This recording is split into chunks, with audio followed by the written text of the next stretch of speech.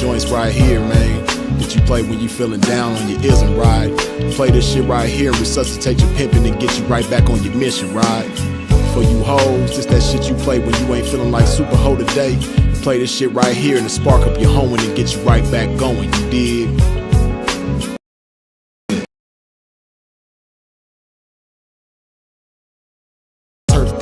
My reputation for mashing was the track with active, attractive hoes. Professional goers that attract the dough. Like magnets to metal, never settle. We scorching them fag bitches pedal for them portions. My whores win it all. Not the ones on the sideline wishing but didn't ball in the guidelines. My bitches did it all. Down 7 below in the snow for dope. Over 120 in the sun for fun. They mash for hours, hooker baths, not showers. Bright and early, down and dirty for the cash and power. They gotta get the cash, the towers, and reach it all to a pimp. In my position, I'm all but exempt. These bras not wimps, I'm like them renegade bitches. BFFs with tricks but never getting paid riches. Grenade bitches, they dynamite, blowing up on the pimpin' and missing when the time is right. But when they life gets strife, they see pimpin' shining bright, but they action is life without. Bitch, one strike you out. Can't stop, won't stop. Poppin' pimpin', nigga, can't stop, won't stop. Smashing on these bitches, nigga, can't stop, won't stop. Poppin' pimpin', nigga, can't stop, won't stop. Smashing on these bitches, nigga, can't stop, won't stop. Poppin' pimpin', nigga, can't stop, won't stop. Smashing on these bitches, nigga, can't stop, won't stop. Poppin' pimpin', nigga, can't stop, won't stop. Smashing on these bitches, nigga. See, that's the difference, nigga. The pimpin' mashin' for these riches, nigga. Nothing like you master magician, niggas. Smoking mirrors with your game, hella extras to reflect the opposite appearance of a lame. Bitches coming from y'all, I can't rock with those. Tender-footed and rooted in them doctor shows. Soft shoe rituals, minute residuals. Papers on life support, your loots and critical. Something I learned about when running my earned route and working with turnouts is murdering burnouts. Cause knocking one of you niggas for a scarred bitch, that's knocking one of you niggas for some garbage. I'm heartless regardless, empty with sympathy, but banked up to the max with pimpathy. No remedy for me, I'm like this. My life is vice grip, synced in permanent ink. You can't rewrite this. My blood type is P positive, beautifully deposited with a lot of it. I'm popping this shit, and when I pop it so hard, I make a trapping ass bad bitch wanna hoe hard. Can't stop, won't stop. Poppin' pimpin', nigga, can't stop, won't stop. Smashing on these bitches, nigga, can't stop, won't stop. Poppin' pimpin', nigga, can't stop, won't stop. Smashing on these bitches, nigga, can't stop, won't stop. Poppin' pimpin', nigga, can't stop, won't stop. Smashing on these bitches, nigga, can't stop, won't stop. Poppin' pimpin', nigga, can't stop, won't stop. Smashing on these bitches, nigga. Come on, pimpin', man, pop that shit. Show these sucker niggas they can't stop that shit. Let these hookers know if they wanna cop that shit. Treat the bag like it's hot, bitch, and drop that shit. Dig. And to you hoes, if you ever took a loss, bitch, show these bitches how to bounce back like a boss, bitch. Let them know that the best way to floss, bitch, is reach that paper to some pimpin' hoe and toss it. Can't stop, won't stop. Poppin' pimpin', nigga, can't stop, won't stop. Smashing on these bitches, nigga, can't stop, won't stop. Poppin' pimpin', nigga, can't stop, won't stop. Smashing on these bitches, nigga, can't stop, won't stop. Poppin' pimpin', nigga, can't stop, won't stop. Smashing on these bitches, nigga, can't stop, won't stop. Poppin' pimpin', nigga, can't stop, won't stop. Smashing on these bitches, nigga.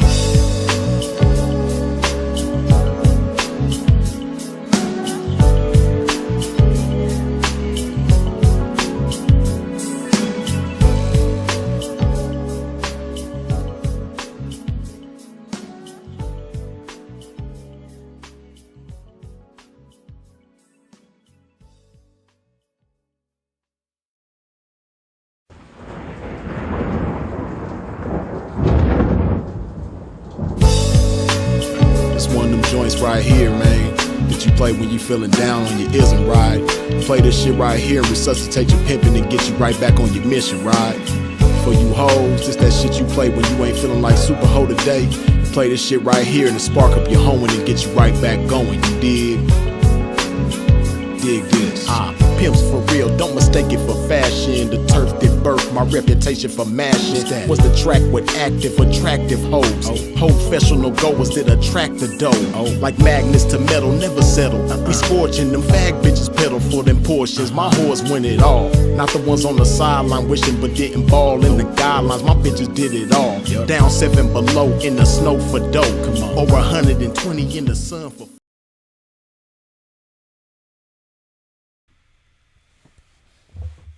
Ladies, tonight is your night. It's about you. I got some good game for you. I got some treats for you. Some gems, some jewels. Welcome everybody for tapping in and tuning in with a pimp. Y'all already know to get down. Do a pimp a favor and wipe your feet off at the door when you step into a pimp's domain. Hit that like button. Yeah, it's going to be a beautiful one tonight. It's going to be a great one. Let me make this comment and pin it real quick.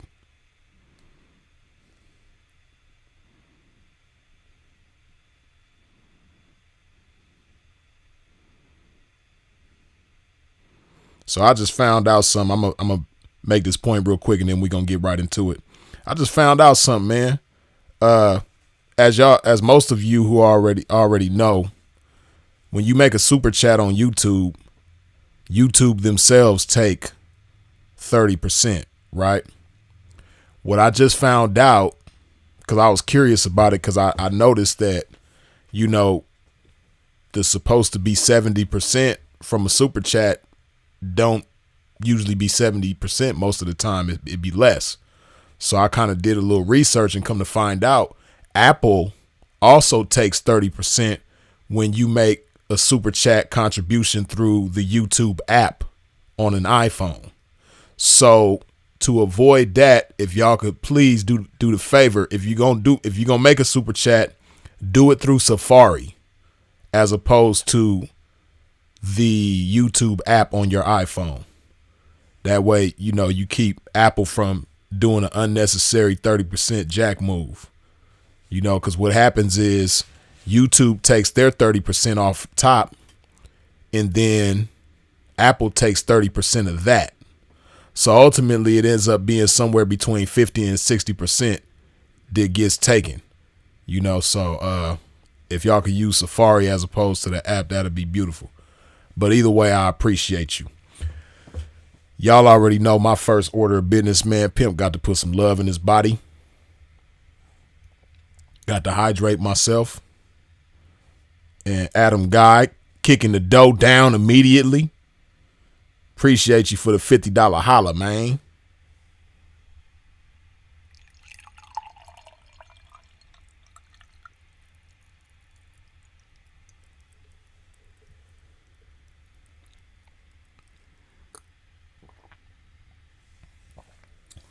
Let me see who we got up in here. I see Sylvia in the building. Frenchie in the building. Shout out to the ladies, man.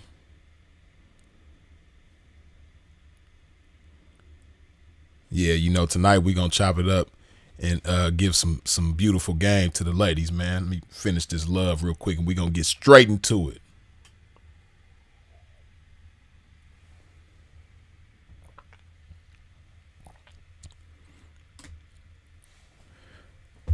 To the ladies in attendance, to the ladies tuned in, right?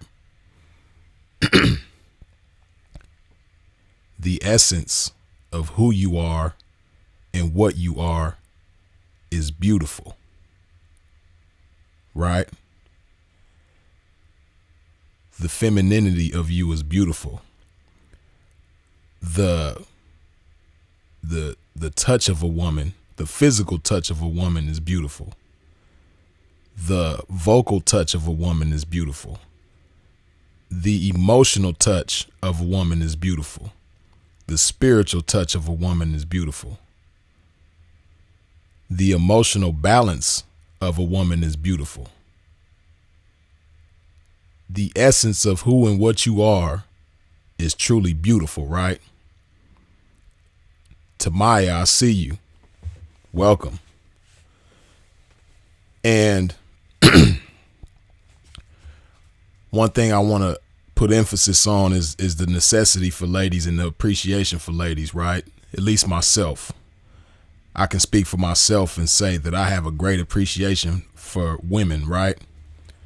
And I understand the necessity of women. I appreciate my mother first and foremost, but not only my mother, but my grandmother, and so many beautiful women in my family. You know, I have a very big family, and I appreciate all of the women in my family. You know, like I said, my mother first and foremost, for exemplifying to me what a woman is and what a lady is, right? Like exemplifying to me what a true lady is. I appreciate my mother for that, because through her, I have an appreciation for ladies in general. You know, a lot of people talk about how a young boy growing up needs their father in their life. And this is very true. It's absolutely true. Of course we do, right? I appreciate the fact that I had my father in my life growing up. But what doesn't get talked about enough is the necessity for a mother in a young man's life, right? See, the father helps shape and mold you into a man, but your mother helps you develop an appreciation for women and ladies, right? And it's possible for a young man who grows up without their mother to have an appreciation for ladies, but it's just so much different, man, when you have your mother in your life and she's really a mother, not just a birth canal, but a real mother, right? And I appreciate my mother for being that example to me, right? Because she's my first example of what a lady is, and my first example of what a woman is, right? And then beyond her, my grandmother. My grandmother was such a lady. Hey, man, my grandmother passed away in 2015, right? So when she passed away, at that time, my mother was 55.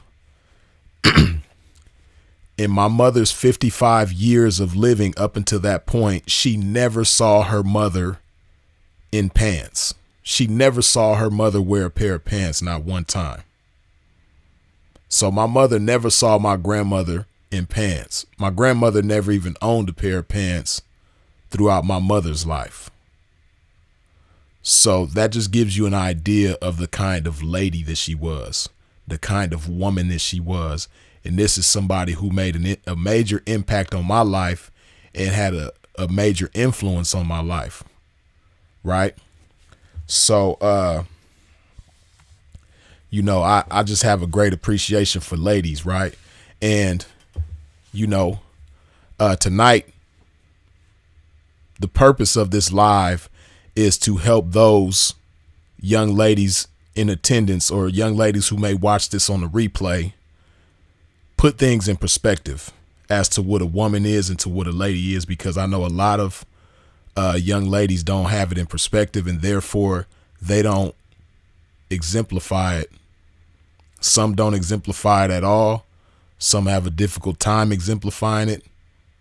And it has a lot to do with perspective. So we're going to put things in perspective tonight, right?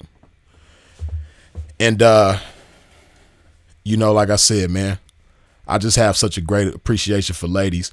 And, you know, just like some of the things that women are capable of that men are not capable of, or some of the things, you know, it's just some things that don't get enough light shed on it. There's certain things that don't get the focus that it should, the attention that it should, right? Like, for instance, there are some things that both men and women are capable of that women are just much better at in general. You have your exceptions to the rule, like with some things that men and women are both capable of doing that a man might do better than a woman. But generally, there are some things that generally both men and women are capable of, but women are just so much better at. One of those things is management. We talked about a few lives ago the difference between management and leadership, right? And for those of y'all who weren't here, I'll give you a brief summary. You know, management has to do with maintaining order, maintaining structure, maintaining focus, things like that. Leadership has to do with vision, direction, guidance, things of that nature, right? Women, and this is just my personal experience. I'm not telling you about something that I read. I'm not telling you something that some expert might tell you. They may or may not. I don't know. I haven't heard this anywhere, and I haven't, this is my estimation of things based on my own personal experience, right? Throughout my life, the best managers that I've seen are women. The best leaders that I've seen, of course, are men, but the best managers that I've seen are women, right? That's just like, for instance, one of my earliest examples of the management capabilities of women, right, over men. One of my earliest examples of that is when I was in high school. When you're in high school, some people start clubs, the chess club, the whatever club that, people start various clubs. So when I was in the 11th grade, I started a hip hop club at my school, right? It was called Hip Hop Heads Anonymous. So I started this club, right? And I had a vision for the club. But, what I didn't think about at the time and what I didn't really realize at the time was that while I had the vision for the club and the direction for the club, and I was able to provide guidance for the club, when it came to the structure of the club, the order of the club, the effectiveness of the club, I didn't have that, right? So there were two young ladies, the homegirl Danielle and the other homegirl, her name started with an S, but I can't remember her name. Little chocolate sister, right? But these two chicks, it was probably about 30 or 40 of us in the club, right? Once we got the club really going. But I added these two young chicks to the club, right? And they just amplified everything about the club with their management of the club, right? They got us going to, cause I grew up in LA. So in LA, we got Hollywood. So back in them days, TV show tapings was big, so that was one thing that these chicks did. They, that type of stuff wasn't even on my mind, but just them providing the structure and the order, right? They did that. They had us going on field trips to TV show tapings and, they had a lot of different activities for us to do. Right. And the combination of their management and my leadership was just beautiful. Right. So, that was like I said, one of my earliest, most vivid examples of the power of management in women. And again, this is my personal experience and my personal opinion based on my experience. This ain't something that I read somewhere. So I don't know. Some expert might tell you something different, but this is Freeze's expert opinion, right? My belief as to why women are so much better at management than men are in general is because women pay closer attention to details when it comes to a particular thing, right? Men, we have a tendency to pay attention to details of the whole, right? Like if it's 100 people in here, the man is going to be paying attention to all of the people in here and, paying attention to the different types of people, making sure everybody is on point. The man is going to see if somebody is up to no good. The man is going to see if, this person can be made great use of, but they not in the right position. The man is good at that type of stuff. The man is good at the vision, making sure that everybody is moving in the right direction. The woman, on the other hand, is going to pay attention to like small details when it comes to a particular thing. You know, like there might not be enough plates available for everybody, and the woman is going to see that first.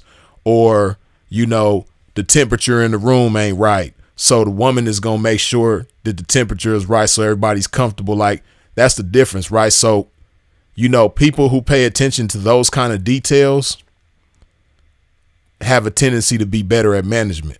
So this is, like I said, just one example of how women are better at something that both men and women are capable of doing, right? So with that being said, right, we live in a time right now where, you know, women are, well, not all women, but a lot of women, a lot of females are, you know, hell bent on being in control. A lot of women want to be in control. They're addicted to control. You know, they itch for control. They hunger, they starve for control. Right? And they so bent on control that, you know, they don't understand how they hurt themselves with that urge, that desire, right? So let me break things down, right? See, this is the thing. As a woman, there are things that you are supposed to be in control of. And there are things that you're not supposed to be in control of, right? So, you know, putting things in perspective, how you can put things in perspective as a woman.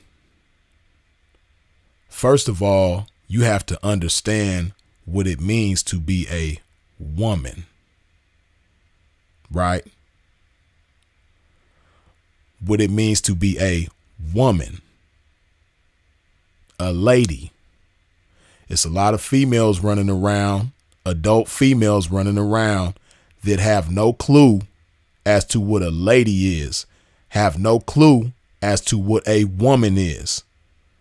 So when you moving with the mindset that's contrary to what you actually are by nature, then everything, you know, it's all going to be the fruit of a bad tree, the fruit of a poisonous tree, right? Everything you do with that outlook is going to be the fruit of a poisonous tree. So when you don't understand, when you don't have the right perspective on womanhood and being a lady, then the decisions you make are the fruit of a poisonous tree. The relationships that you try to have are the fruit of a poisonous tree. How you deal with people is the fruit of a poisonous tree. Because the foundation is flawed. The foundation ain't what it's supposed to be. So this the thing. You have to understand what it means to be a woman. You got to ask yourself, what does it mean to be a woman? See, you know, first of all, you got to understand that a woman can lead in certain situations. A woman is supposed to be in control of certain things and certain situations. But when it comes to a relationship between a man and a woman, an intimate relationship between a man and a woman, the woman is not supposed to lead. The woman is not supposed to lead. And see, I know right now, as I'm saying this, there are a lot of females who hear that and think, oh, you think the woman is beneath the man. You think the man is above the woman. You think the man is better than the woman. No. That's not what that means. It just means that everybody has a role to play. And your role, naturally, with a man is not that of a leader. But this is what you got to understand. That doesn't make you weak. That doesn't make you less than. It actually makes you strong. It actually makes you powerful when you look at things from the right perspective and have the right understanding of what a woman is. See, there's a lot of power exercised in femininity. And if you've never had the right perspective on what a woman is, then you don't understand the power of femininity. You moving around, meeting different men, endeavoring to have relationships with different men, and it ain't going right because your outlook on the whole thing is flawed. But there's a lot of strength. There's a lot of power exercised in femininity. Right? Again, like I said, things that women are better at than men. You know, it's so crucial, that feminine power. You know, I've talked about this before, but when it comes to a child, you know, there's certain situations that a child is going to go to their mother first for, that they not going to go to their father first for. There's a reason for that, right? There's a certain type of power that commands that makes that child feel comfortable with the mother in ways that they don't feel comfortable with the father. You know, just like there's a certain type of effect that a father will have on a child that the mother cannot have. On the flip side of that coin, there's a certain type of effect that a mother has on a child that the father cannot have. And on that same token, there's a certain type of effect that a woman is supposed to have on her man that, you know, when she has things in perspective and she's in tune with her femininity, it's a powerful thing, you know. But because there's so many women that don't have the right perspective on femininity, you know, you have a lot of chicks trying to be like dudes, talking like dudes, carrying themselves like dudes, you know, just being what people perceive to be masculine, which it's not, it's an attempt to be masculine, but it's not real masculinity, because real masculinity comes from a man, right? But a lot of chicks do what's perceived as masculinity, and they're doing that because that's their perspective on what power is, of what makes them powerful. But while it may give you the impression that you're powerful, in actuality, you ineffective. In actuality, you not being all that you can be. In actuality, the relationships that you find yourself in don't go as far as they can because you having a wrestling match over the leadership role with your man. You having a tug of war match with the leadership role with your man. Because it makes you feel weak when you think of not being a leader between you and your man. But see, it's just such a beautiful thing. Like I said, see, like, you know, femininity, true femininity, one of the beautiful things that it does for a woman is gives you the power of your tongue, like giving you control over your tongue. Understanding the power of your tongue and being the master of your tongue. See, a lot of chicks got they tongue got them mastered. A lot of chicks mouth got them beat.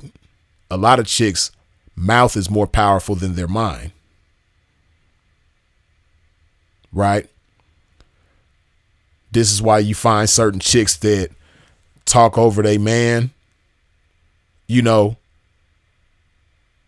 it's a lot of chicks that if you be honest with yourself, and a lot of men know what I'm talking about, you have situations where you having a discussion with your woman and you'll let her say her case, state her case, let her speak her piece, and you can sit there and listen to her without interrupting her for 5 minutes, 10 minutes, 20 minutes, sometimes longer.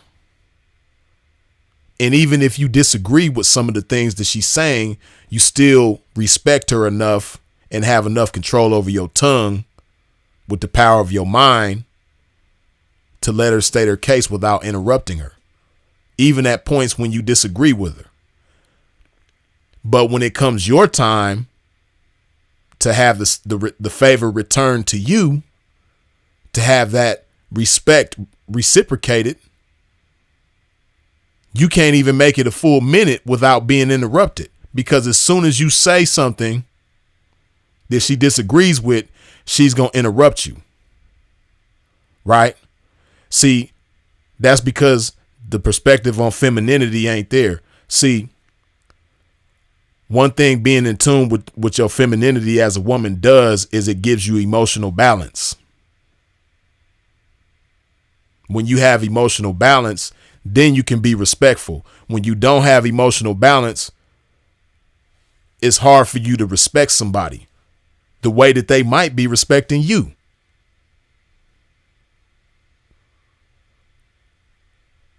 So for any chicks, like I said, that's real enough with themselves to acknowledge that about themselves, like, damn, you know what? When we talk, that does happen. You know, I do interrupt him. Even when he listens to me, I don't listen to him. That's because that perspective on femininity is flawed. Right?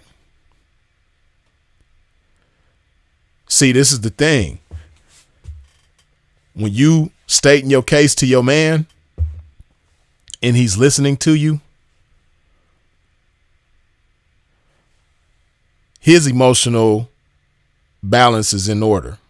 So he's able to respect you and he's listening to understand you because he wants to connect with you. He wants to build with you because he has emotional balance. And when you have emotional balance, you can return the favor. When you see a woman who's able to listen to her man without interrupting him, it's because she has respect for him and she wants to build with him. So therefore, she's listening to him not to defend herself, but she's listening to him to understand him so that their bond can be fortified and they can build together on that bond.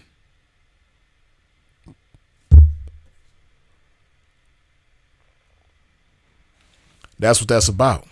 So, like I said,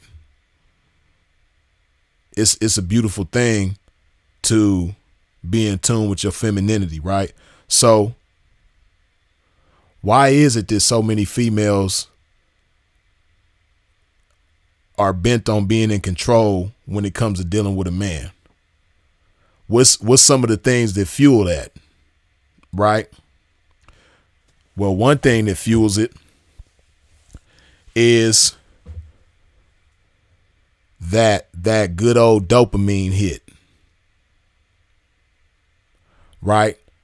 See, a lot of us are bent on dopamine, and that's what makes us happy, right? So with a female, this is where that becomes problematic, right? See, with a female, when you get bent on that dopamine hit, you get to a point where that's your only concept of satisfaction. Your only concept of happiness is getting that dopamine hit, hitting that vape that's in your hand right now while you listening to this, checking your notifications on your phone right now while you listening to this, looking at how many people liked your posts and who liked your posts and who commented and who's in your DM and all of that, all of those different dopamine hits, it'll have you to the point where that's the only concept of happiness and satisfaction that you can comprehend. Not understanding that there's a greater source of happiness. There's a greater source of satisfaction. There's a greater form of it. Right? Not to say that dopamine is, something that you should avoid because it's necessary. You need all of it, right? See, a lot of people talk about dopamine, but they don't talk about the other three chemicals in your mind that get released in different situations and different activities, right? See, dopamine is just one of the chemicals that gets released when you have a certain type of experience, right? That's what it is. When you check your notification and it makes you feel good, or when you hit that vape, or when you playing that video game, or when you get that text message from somebody that you been waiting all day to get that text message from, that's that dopamine hit, right? And that's that instant gratification. That's that reward chemical in your mind, right? It's the feeling you get when you feel rewarded for something, right? And it's an instant gratification. But see, it's another chemical that gets released in your mind during certain activities and experiences, right, called oxytocin, right? And oxytocin is crucial, but a lot of people don't know like that true deep feeling that comes from oxytocin for real. See, let me break down what oxytocin do for you, right? Oxytocin is, when you see your mother and you hug your mother, you ain't seen your mother in a long time and you hug her, right? Or oxytocin is, your favorite uncle that been in the penitentiary since you was a little kid and now you grown, they just got out, and you ain't seen your uncle since you was a kid and now he out, and as soon as you see him, you run up and hug him. That's that oxytocin, right? When you come home from work and you see your kids and they so happy to see you, that's that oxytocin, or even if you got a dog, even if you ain't got kids and you got a dog, you know what I mean? When you pull up to the driveway and you see your dog in the window going crazy because they so happy to see you, that's that oxytocin. It make you feel good, right? And that's crucial. If you were to, they're both just as important, but to be honest, if you was to pick one between the two that would be more important, it's probably that oxytocin, because it's more of a social, like it's that love chemical. While the dopamine is the reward chemical, that oxytocin is that love chemical. So for a woman, hey man, that love chemical is crucial. That's one of the greatest benefits from a woman. That's one of the most fulfilling things for a woman to do is love. Right? That's probably another thing that women in general are better at than men is loving. Being emotionally in tune and emotionally balanced and being able to love. Right?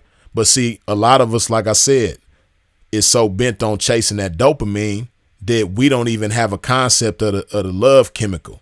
We so busy trying to get that feeling of being rewarded.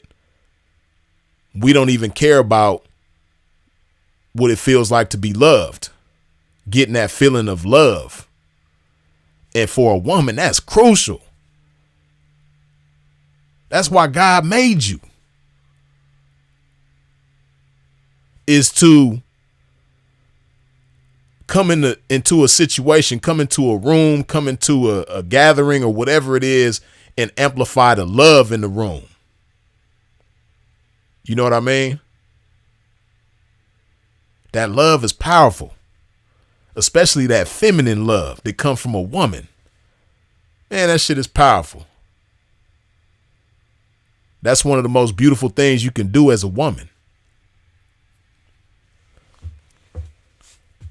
But see, like I said, you got so many people you got so many chicks, so many young ladies chasing that reward chemical, that feeling of being rewarded, that you don't even take time to tap into that love chemical. Right? So this is why you don't have, the chicks like this don't have any real friends. Them chicks that just be so bent on that dopamine hit, that's like being a dope fiend. A dopamine dope fiend. Right? And chasing that clout, chasing that attention, and feeling rewarded by that, it's going to have you imbalanced, and it's going to have you neglecting a lot of crucial areas in your life. And like I said, when you're not in tune with your femininity, every decision that you make is going to be the fruit of a poisonous tree. Right? So when you have that balance, when you have a healthy dose of not just dopamine, but also oxytocin, serotonin, endorphins, we're going to get into all of it. But it's crucial to have a balance, especially a balance between dopamine and oxytocin, the reward chemical and the love chemical. It's crucial to have a balance between those two, right? Because see, this is the thing too, right? For the ladies that's listening,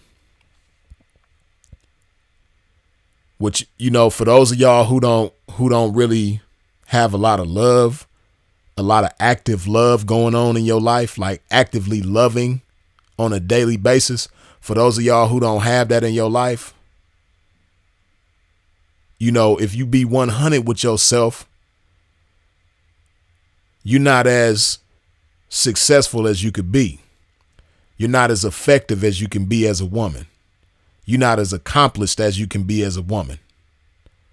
You're not as driven as you can be as a woman. You're not, even when it comes to things like getting to your bag, like everybody like to say. Even when it comes to that. Hey, listen, see, this is the thing, right? We'll talk about 304s for a second. Hey, some of the best 304s that I've had come from a 2-parent household.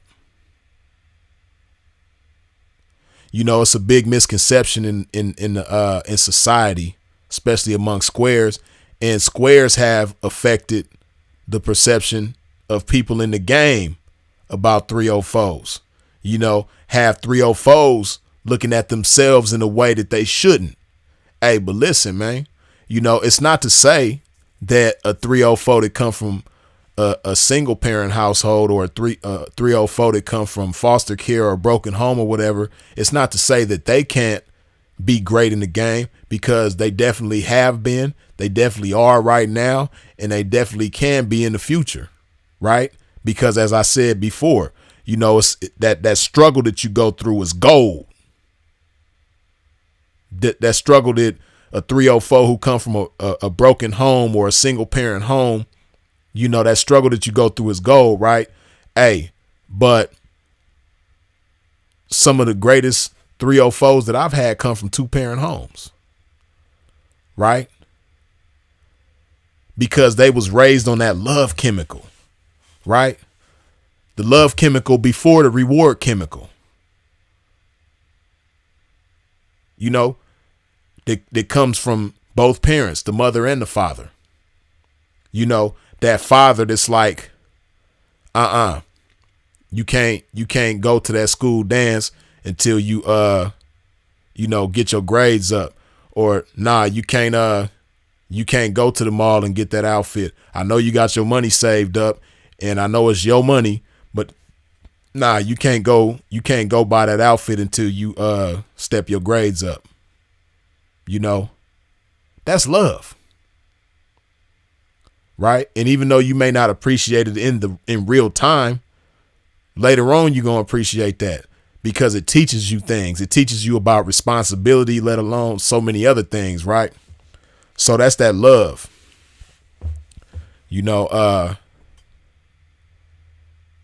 And then also the love that comes from a mother. Right? Mothers are usually better at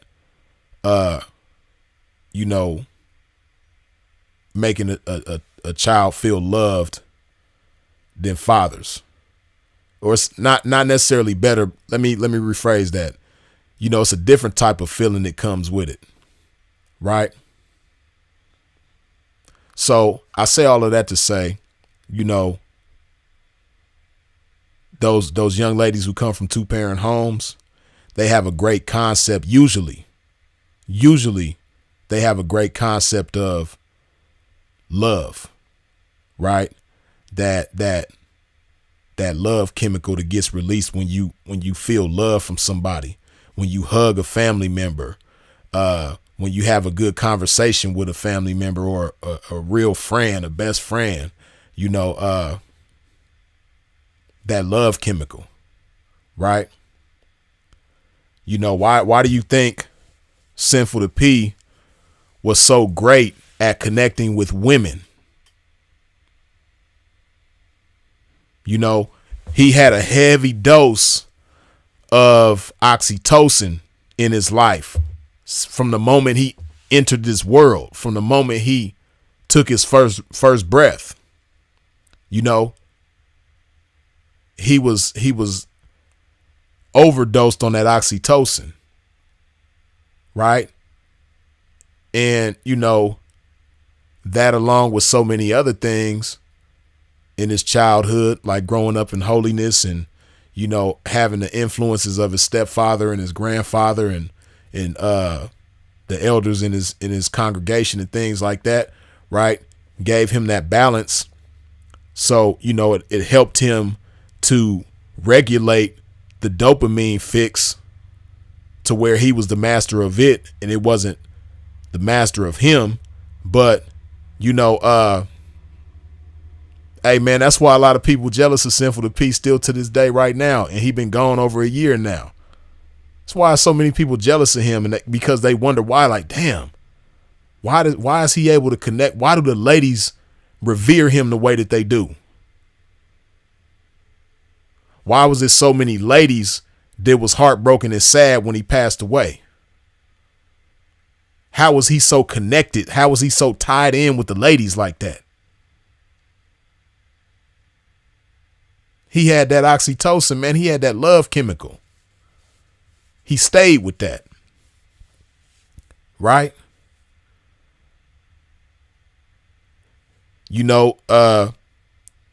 Because he was raised on it through his mother and his grandmother. As he often said, those are his two best friends. His two best friends are women, ladies. Right? So that's what made him so great when it came to connecting with ladies. Right? So on that same token, as a woman, when you don't get away, because it's in your nature, it's in the nature of a woman to have that urge for love, to have that yearning for love. But the times that we're in, the way the world is designed right now, it's like it's designed to pull you away from that and get you strung out on the dopamine, strung out on that reward chemical, to the point where, oh yeah, forget about that love shit. You can get to that later. You know what I mean? Right now, you got to get your fix. Right now, you gotta check your notifications. Right now, you gotta scroll on TikTok. Right now, you gotta hit that vape. Right now, you gotta hit that Douce bottle. Right now, you gotta hit that line. Right now, you gotta pop that pill. Right?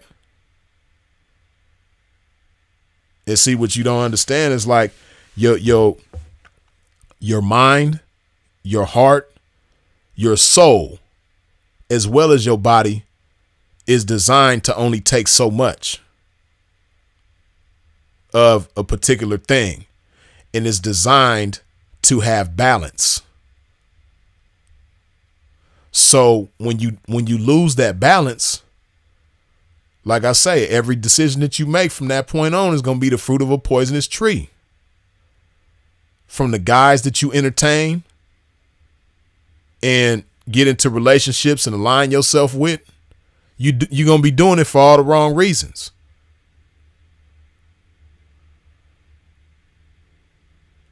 You know, and like I said yesterday, you're going to end up being in a relationship with a stranger for months and maybe even a year.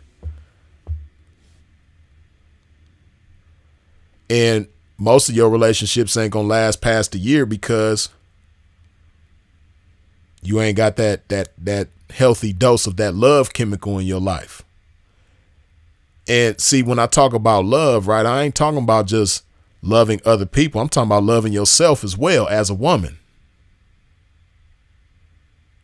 Understanding yourself as a woman, appreciating yourself as a woman, being in tune with your femininity, and loving yourself accordingly. It's a lot of chicks right now that's strung out on that dopamine that not only don't love themselves accordingly, but don't even know who they are. You a stranger to yourself.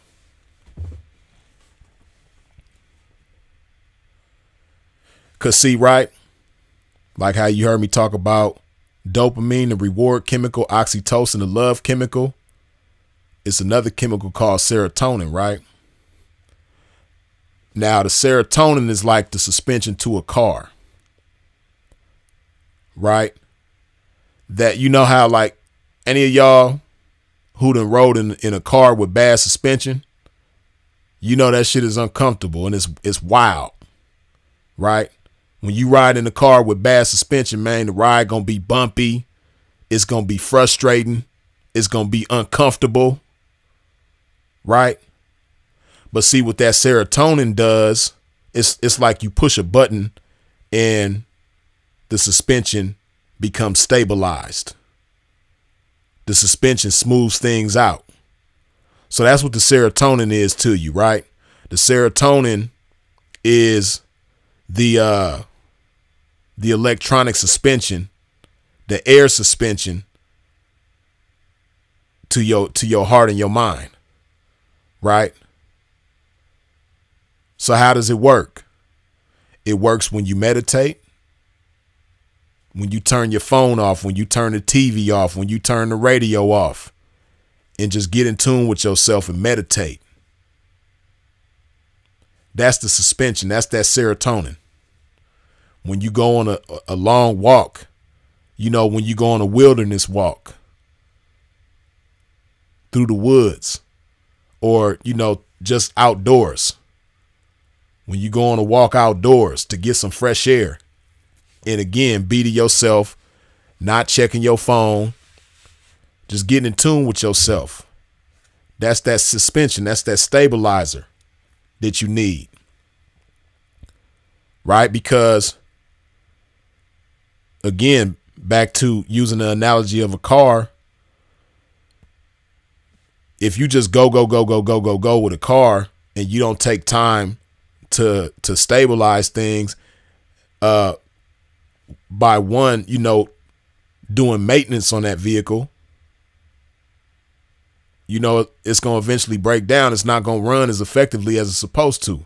It's the same thing with your mind. Sometimes you got to stop and do maintenance. And that maintenance is that serotonin, that meditation, clearing your mind, putting things in perspective.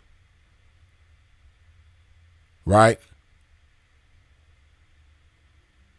Like I said, going on walks, or, getting on the treadmill, getting on the exercise bike, things of that nature. That's where you get that serotonin from. So like I said, the dopamine is the reward chemical. The oxytocin is the love chemical. The serotonin is the suspension in your life, the stabilizer. It helps you maintain emotional balance, like I just talked about. That serotonin is going to help you maintain that emotional balance as well.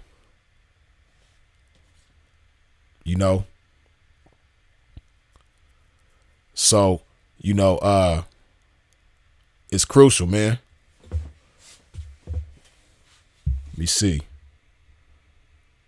Okay, y'all got the likes looking like the views or the viewers. So I appreciate that. Let me put some love in my body, man.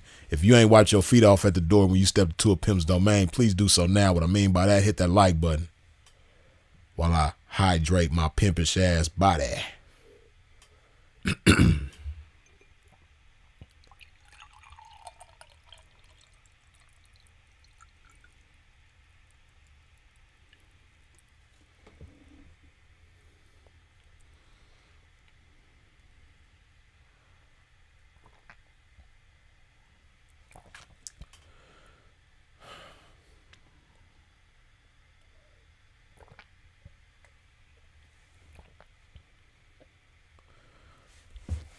So yeah, I've talked about the fruit of a poisonous tree. So like I said, when you have a healthy balance of these things, dopamine, the reward chemical, oxytocin, the love chemical, serotonin, the suspension, the stabilizer, and then endorphins as well. Endorphins is like the survival chemical, right? And most of y'all, the most relatable way of tapping into your endorphins is through working out. When you feel tired or just putting work in, period. 304s, real 304s that's in tune with they 304ing know all about endorphins. When your feet hurt, when you've been down all night, you tired, when it's cold outside and you still staying down, that's them endorphins keeping you down.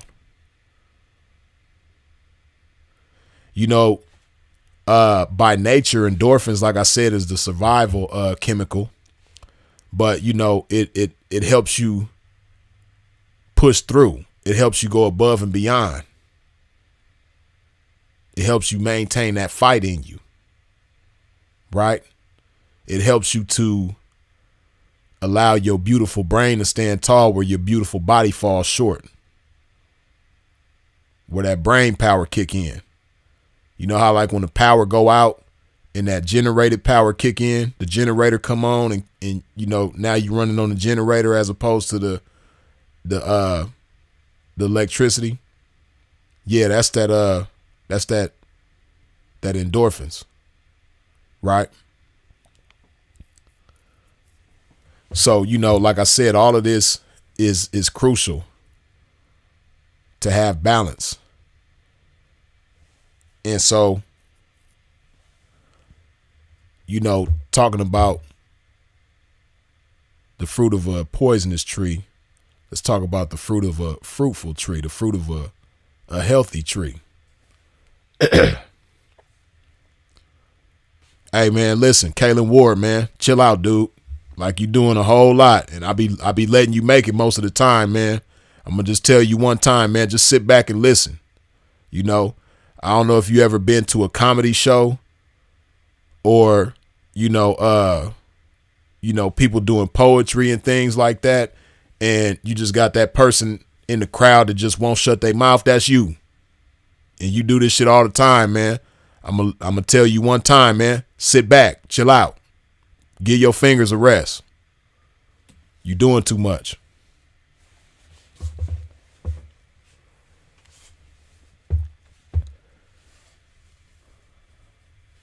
But yeah, the fruit of a healthy tree,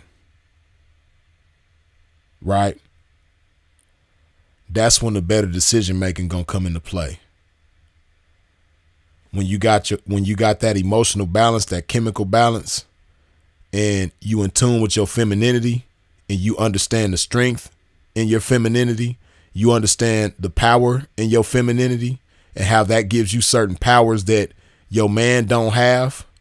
Therefore, you don't desire the powers that he has, and don't try to compete with him for the power that he has. That's when you're going to make better decisions. See, like I said, as a woman, when you're dealing with a man, you're not supposed to be the leader of your man.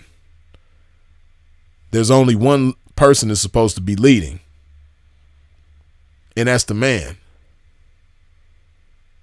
And the reason why you want to fight him for the leadership role is because you're not in tune with your femininity. See, when you in tune with your femininity and you really a lady, you appreciate that in him. First of all, you're going to be able to choose the right man. You're going to be able to make better decisions. So one of those better decisions is your decision making when it comes to choosing the right man. You're going to be able to recognize the things in him that you need in a man.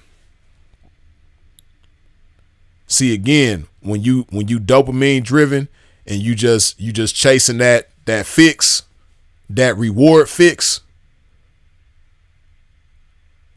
you know, you get strung out on that attention and that clout, and it just makes you feel like you're supposed to have everything and do everything and be everything, number one in everything. Like it's a competition with your man.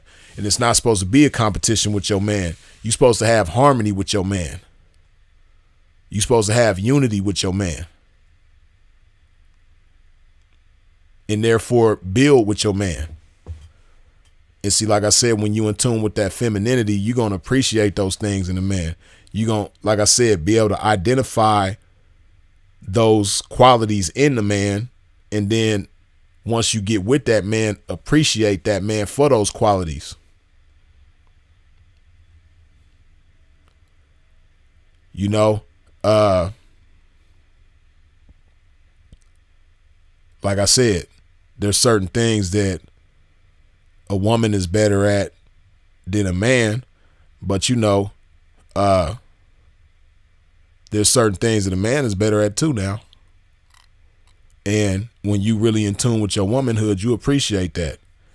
You know, if you laying in the bed with your man and you hear some glass break downstairs or in the next room or whatever, you're going to appreciate the fact that you got a man that's a leader that's going to, you know, get up and go see what's happening. How would you feel as a woman if you laying in the bed with your man and you hear some glass break, like a window, like somebody coming in your crib, and your man look at you like, hey, baby, go see what that is. You gonna look at him crazy, right? But you want to be the leader. You want to be the man. You know, you got King whatever in your name on your social media. King Tasha, King Brittany, King Natalie, King Sarah. You know what I mean? You got that in your bio as your name on social media.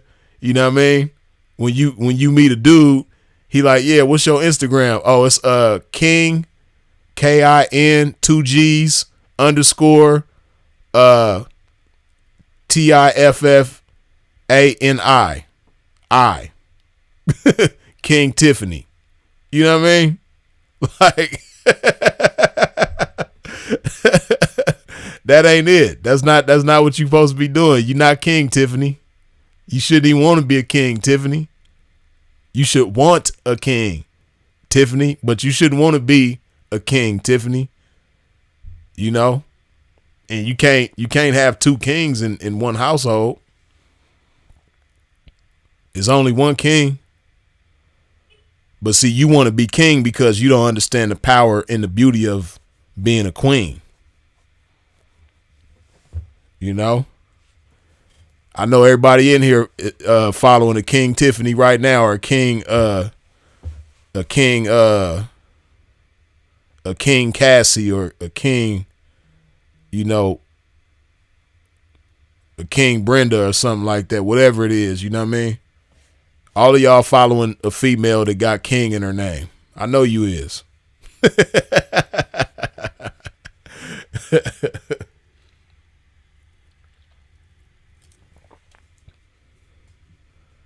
But you know, King Tiffany ain't in tune with her womanhood.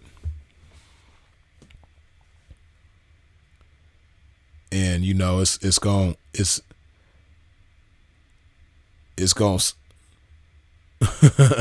no, I am King Keisha. Throw Dessa. Exactly. You know what I mean? Oh, it's everybody following King Keisha for sure.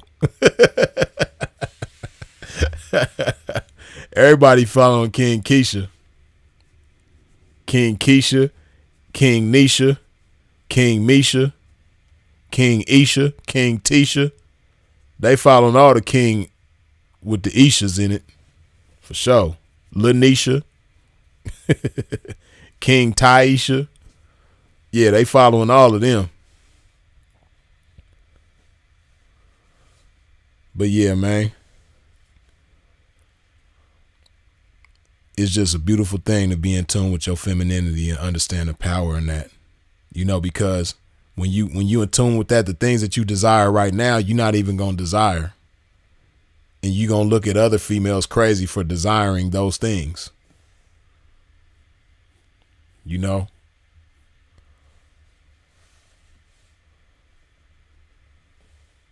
Hold on, let me see that. Where'd that go? I just seen it. Where did it go? Oh, there it go. Hold on.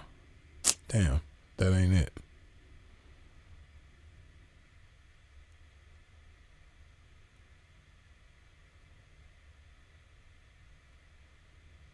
Okay, wait, let me see. Damn, I don't know how to do that. I be seeing people do that shit all the time. Let me see if I could do it right here. Give me just a second. Wait.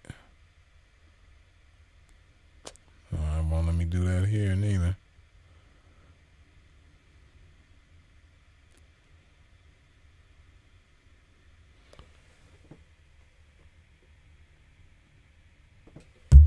Okay. But I was trying to put that on the screen. I don't know how to do that though. Let me see.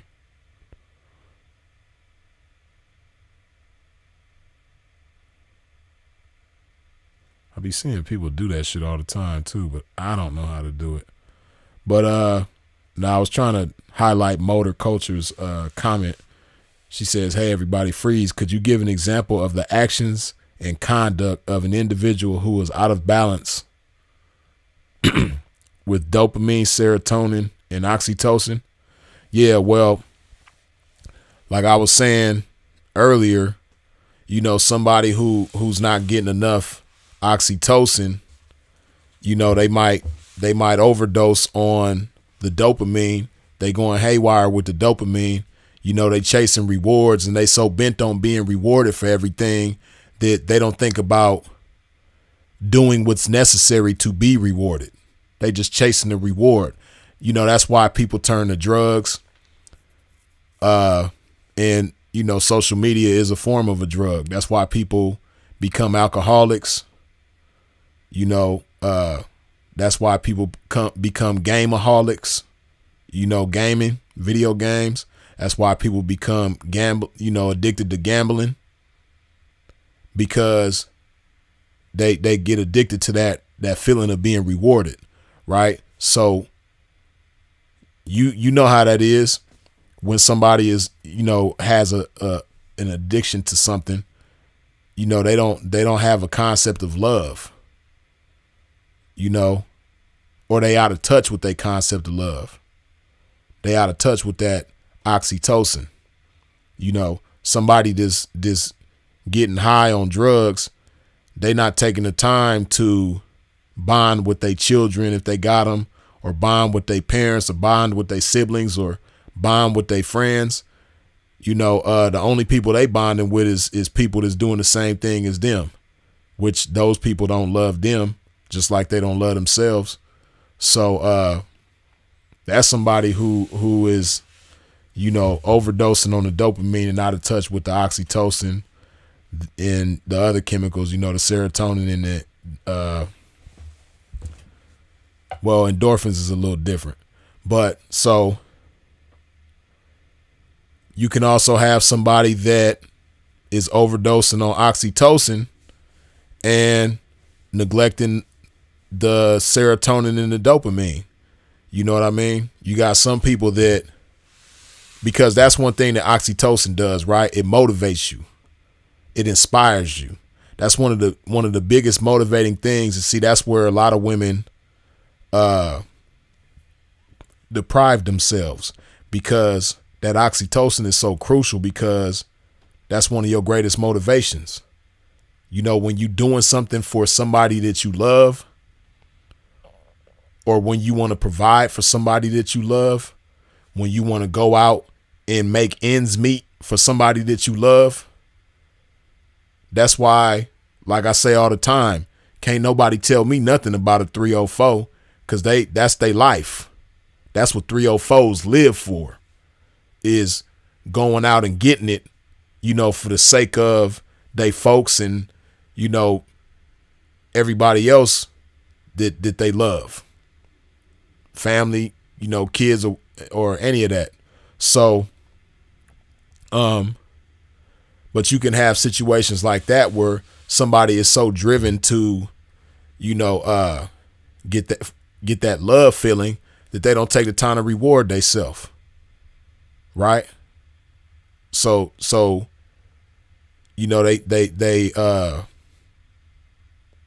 they dopamine situation is off track.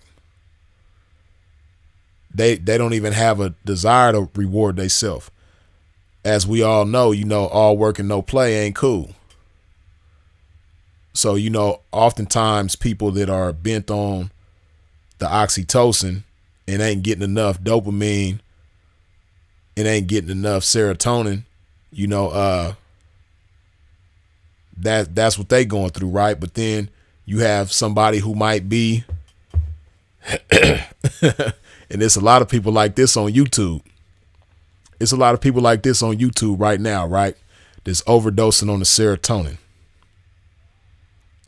Right? They overdosing on the serotonin, but they are not getting enough oxytocin. They're not getting enough love, and they're not getting enough reward. They're not getting that dopamine the way that they should, right? So these are the pseudo philosophers of the world. The people that's overdosing on the serotonin, the people that's always meditating, always in deep thought, but ain't putting forth no action. They not getting anything done. They not being effective. They got great advice for you, but a lot of their advice is hypothetical. Their advice is based on research and study, but it ain't at all based on experience. You know what I mean? These is, I don't want to say anybody's names because I don't want to make it about them. But if you think about certain people who give you advice when it comes to relationships and dating and all this type of stuff, these are those kind of people. They might be you know, getting a healthy dose of serotonin, you know, but they not getting that love, and they not getting that reward feeling. So, you know, they out of touch, but everything sounds good with them. But as we know, everything that sounds good ain't actually good. So, yeah, those are some examples of each of those, you know, somebody being, you know, imbalanced when it comes to each of those.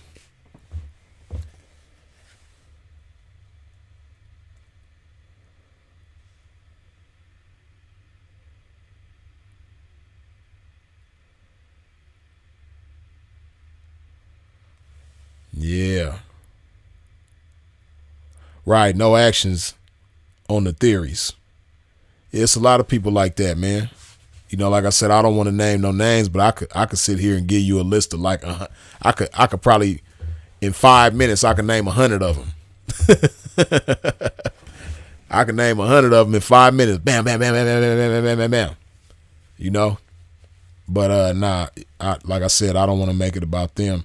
I just wanted to make light of the fact that those people exist, and they are examples of that. So, yeah.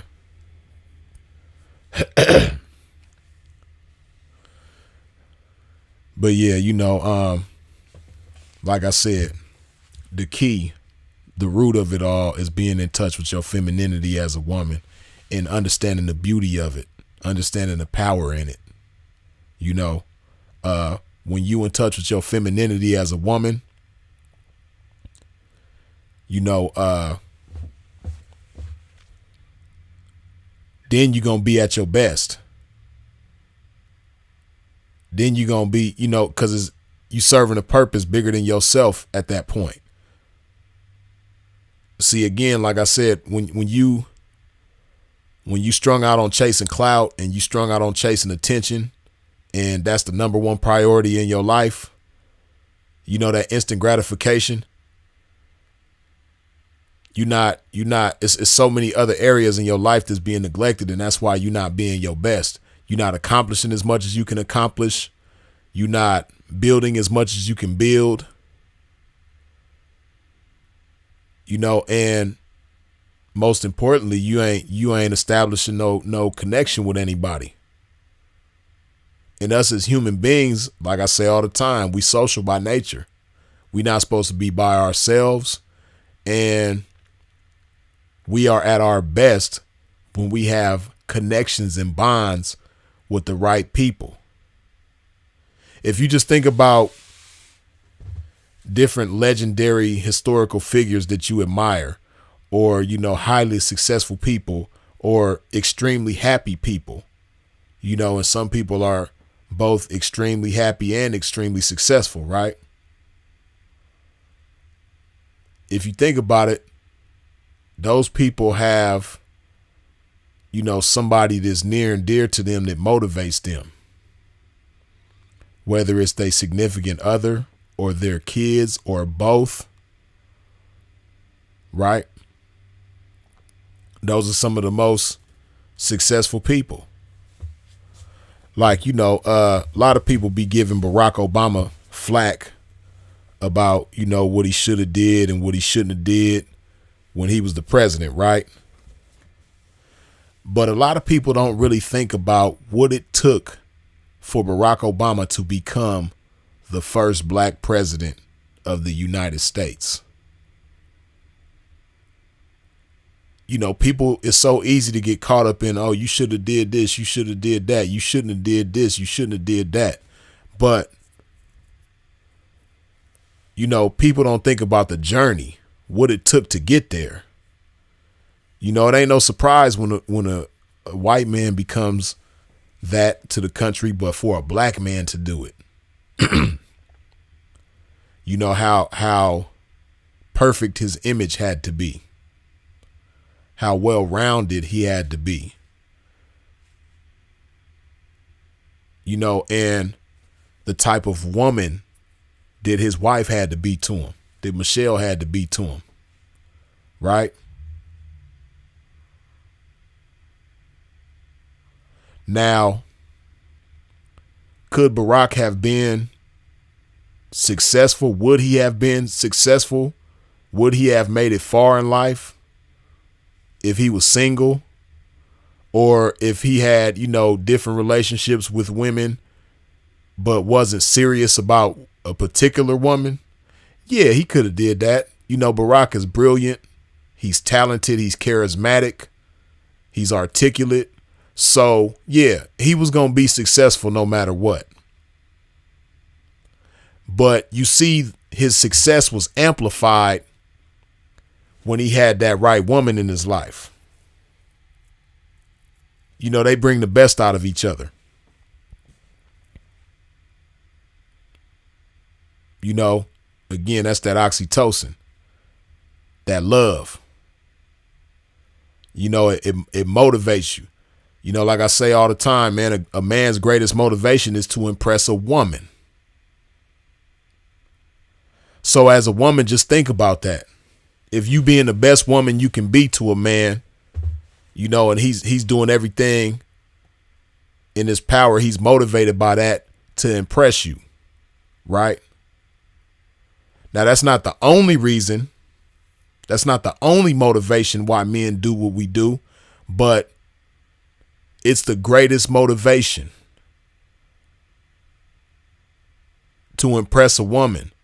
That's why the pimping, when we go out and campaign, we put our finest vines on. We put our best clothes on, our best cologne, our best jewelry. You know what I mean? We stay well groomed. It makes us feel good. So that's part of the motivation. But the biggest motivation is to impress women. We do that so that we can catch a woman's attention and go from there.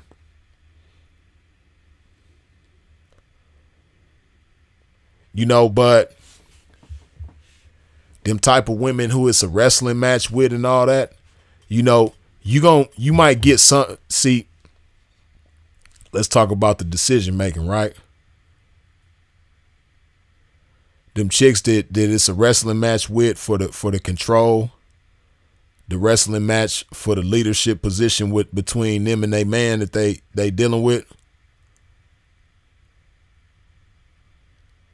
You gon' attract a lot of guys if you're attractive and you have certain physical appeal, sex appeal about yourself, right?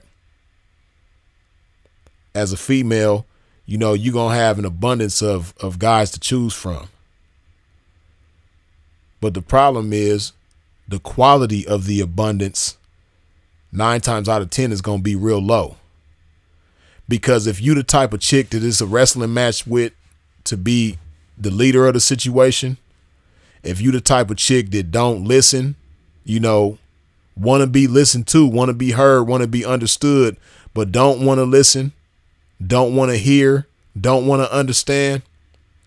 If you one of them kind of chicks,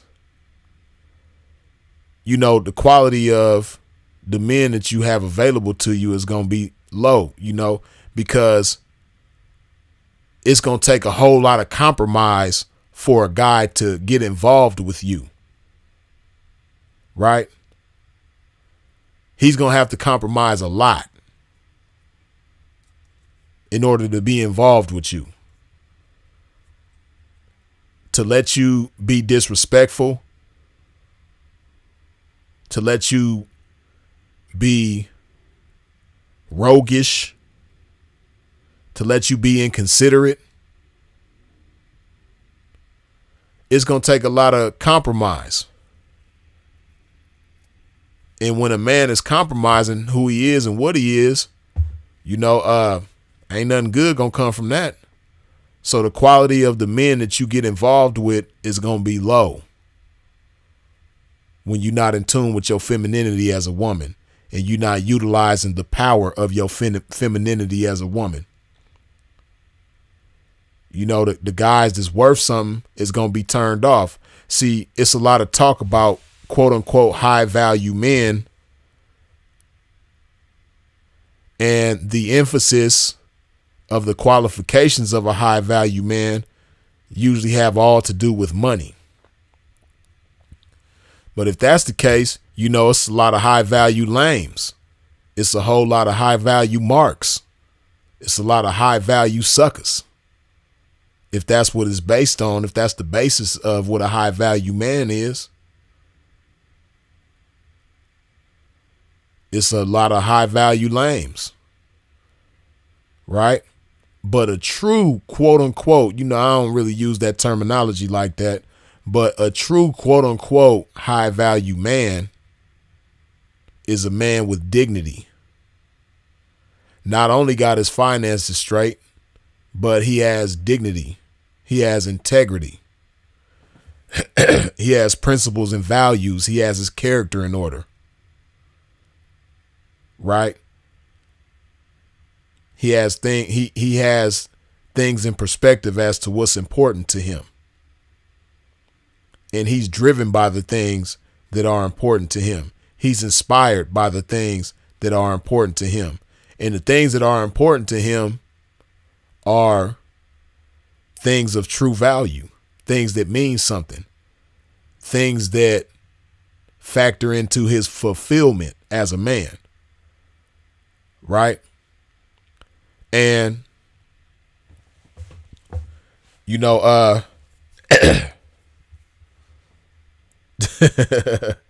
that's crazy. I hate to keep referring to him, Flo, but you're right.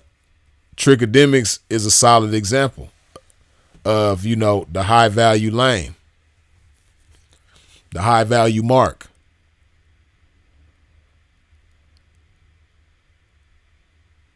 So, you know, the problem as a woman, you know, y'all, it's not fruitful at all.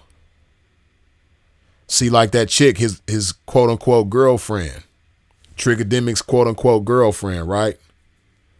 You know, she's one of those that's bent on clout. She's one of those when he's live, oh, show me, put me in the camera. She's one of those when she go live, she only going live when she around academics and putting him in the camera, putting him in her background and all of that and flipping her hair. She ain't even talking about nothing. She ain't even saying a word. She just got the camera on her face, got academics in the background, and she flipping her hair and all of that. You know, that's somebody obviously that's a clout demon that's bent on the clout, you know? So, and then not just that, but she's obviously, you know, based on things that's been revealed, she's obviously one of those that, you know, doesn't respect his role as a man. So she's trying to, you know, play his role as a man herself. And that's why she's so disrespectful towards him. And not just him, but any other man that she get involved with. You know, she's another one with trick ray vision. And see, them chicks with trick ray vision, like I talked about in the other video before, you know, they that's another you know, of course I didn't mention that in that video, but that's a part of it, you know, or I may have mentioned I may have touched on it a little bit, but I didn't really break it down like that. But that has a lot to do with it. That being bent on dopamine, being bent on, you know, being rewarded for things that they don't want to earn the reward for. Right? Them type of chicks got that trick ray vision. The only thing they could see a man doing for them is some type of trick behavior. So when you have that going on, just think about it. You know, hoes ain't, you know, real 304s, they not building bonds with tricks. They not building anything with a trick but a bankroll. Right? Because that's not what the trick is for. So just imagine a chick that got trick ray vision and she see every man that she deal with as a trick.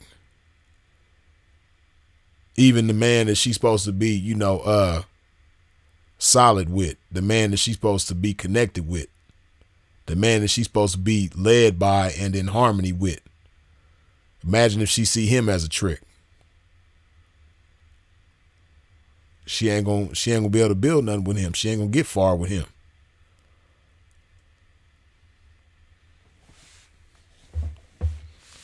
Yeah, Mo Jones, they got trick ray vision, man. They see everybody as a trick. Let me see, man. Okay, y'all got the likes above the viewers. But if you ain't wiped your feet off at the door when you step into a pimp's domain, please do so now. What I mean by that, hit that like button. Put some more love in my body.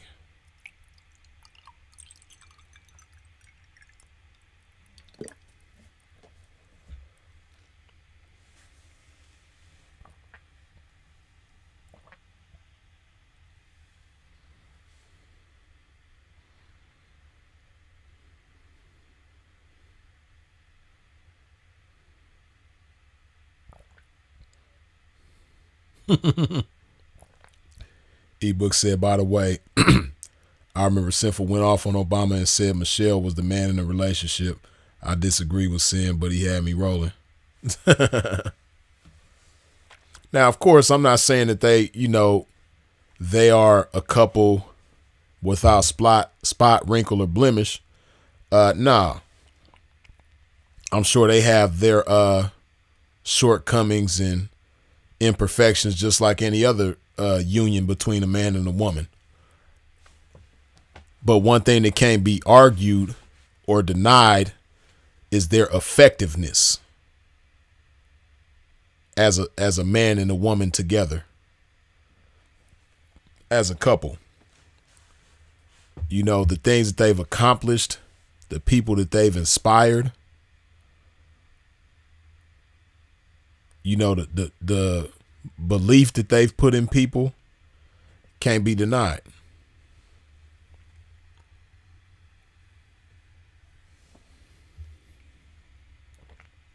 You can't deny them that. Because no matter what anybody says, no matter what anybody does, Michelle Obama and Barack Obama, they're going to be talked about 1,000 years from now.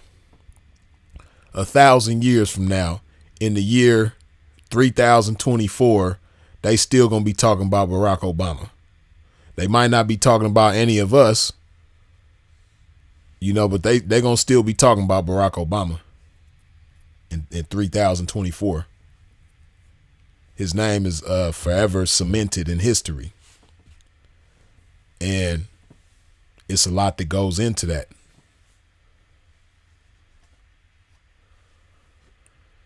And just like he makes her better, she makes him better. It goes hand in hand.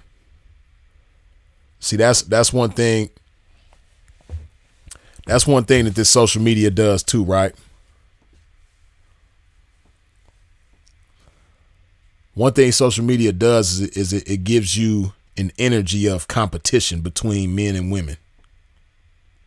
Like if you pay attention, it's a lot of people on the internet. It's a lot of women that are combative and confrontational with men. And it's a lot of men that's combative and confrontational with women. You know, some of your most popular podcasts, some of your most popular vlogs are guys that deal with women in a competitive nature,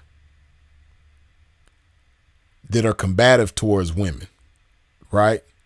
And on the same token, you got a lot of big podcasts and big vloggers that are females that are the same way with the males. And see, it'll affect you in such a way where you start looking at life that way.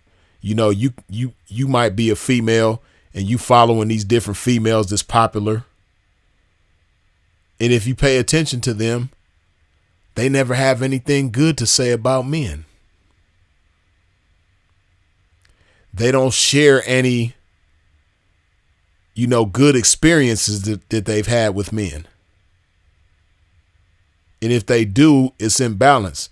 They got a lot more bad things to say about men than they do good things to say about men. Just think about it. Some of the most popular female podcasters, you know, like I said, you know, these people with this pseudo game, this hypothetical game.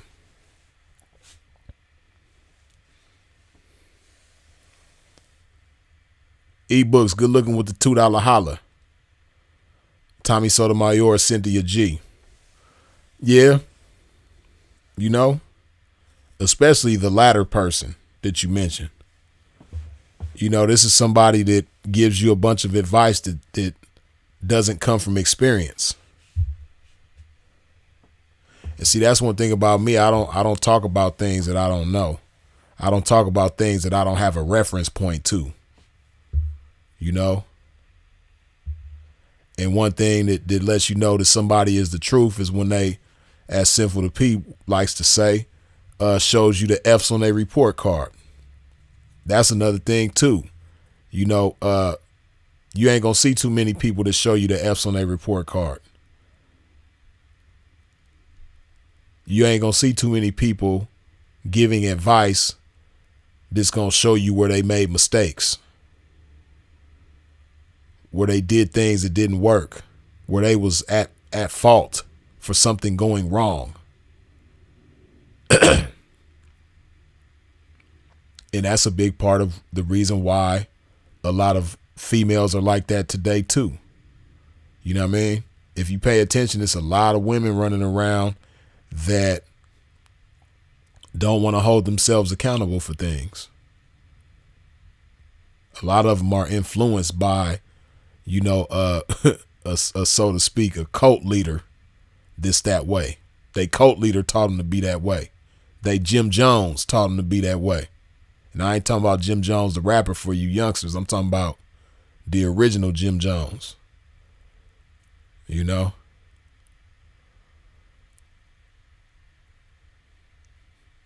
But yeah, you know, they'll make that impact on you. And see, one thing about me, you know, I'm one of those people that I don't have a problem letting you know where I've made mistakes. Because what those people who don't let you know about the mistakes that they've made don't understand is that, you know, that's how you grow. That's how you resonate with people, because all of us make mistakes. So you have some people that'll give you great advice and you might listen to it and be like, yeah, that's cool. And it might be some good advice, you know, but you resonate and you connect better with somebody who is real and genuine with, when you can feel where they coming from. And oftentimes the best people that you resonate with and connect with are the ones who let you know about the mistakes that they've made. Again, that was one beautiful thing about Sinful to P. That was another thing that made people gravitate towards him, is because he gave you so many cautionary tales to learn from, especially young people. He gave you so many cautionary tales that young people could learn from, right? My brother Andre Taylor is another one. Reason why people resonate with him and trust him so much and appreciate him so much is because he also lets you know the F's on his report card. He lets you know about the mistakes that he's made.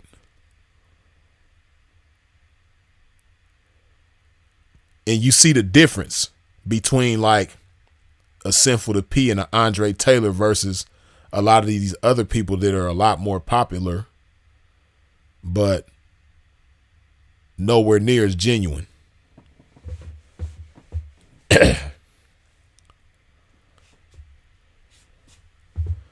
And, you know, it's a lot of women out there like that too. This popular. They have a large, loud megaphone. in strong influence, major impact. But again, it's the fruit of a poisonous tree. You know, because that's just like y'all seen when I did the review on Sharp and Blue Jasmine. Blue Jasmine, of course, she's not nearly as popular or influential, but Blue Jasmine is a prime example of so many young ladies out here that are not in tune with their femininity. She got a book out, available for purchase, entitled 48 Laws of a Bad Bitch. I can't even say that shit with a straight face, man. But when you look at, you know, because in the interview she mentioned a few of the laws. She didn't mention all 48 of the laws, but she mentioned a few of the laws. But if you listen to the laws that she mentioned in this book, 48 Laws of a Bad Bitch, and then you listen to her language, you see her demeanor and just everything about her. There's no appreciation for a man. There's no intense femininity. The whole book is telling you how to avoid the wrong man. And her idea of what the right man is somebody that, you know, a female with trick ray vision looks at. She wants you to have trick ray vision.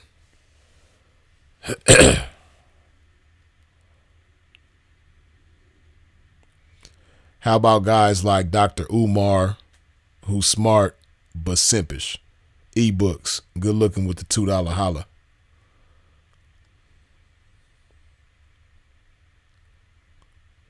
You know, yeah, you're right. Dr. Umar is definitely very smart. But see, you got to understand the difference between intelligence and wisdom. Everybody who is intelligent, everybody who's intellectual is not wise. And it's not to say that Dr. Umar doesn't have any wisdom, but as articulate as he is, as brilliant as he is, you know, there's certain things that you shouldn't take advice from somebody like that when it comes to, right? And like you said, simpish, right? So, of course, him being simpish, you don't want to take relationship advice or dating advice from somebody like that. You know? Especially not some specific instructional advice from somebody like that when it comes to dating and relationships. You know?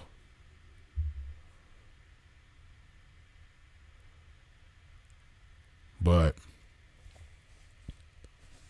let me see. Let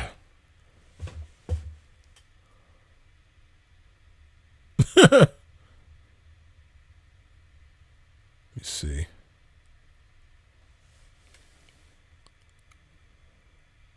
Eric Moore say, freeze. I know your eyes are hurting.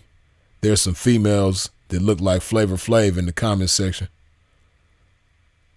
I don't even see who you talking about.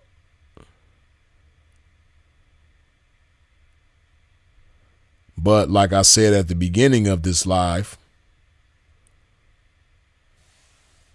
the essence of who and what every female in attendance is beautiful.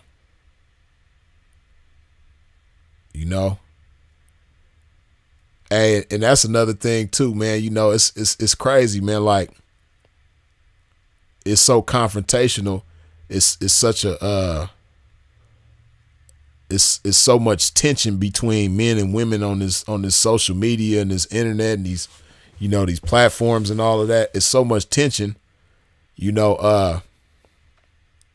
people be scared to say certain things and express themselves like in certain ways, like compliment women or women complimenting men or saying something good about a woman, saying something good about a man.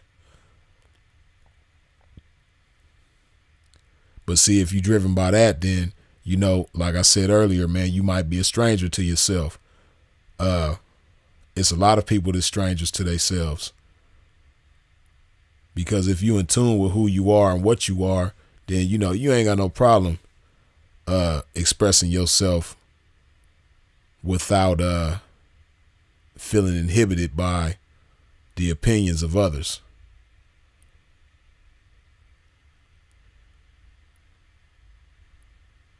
Now, of course, you